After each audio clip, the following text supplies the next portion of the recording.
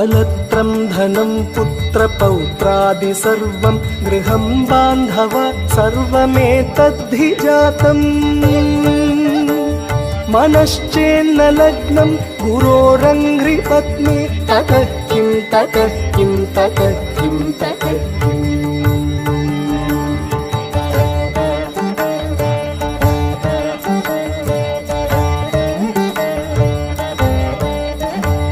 षडङ्गादिवेदो मुखे शास्त्रविद्या कवित्वादिगद्यं सुपद्यं करोति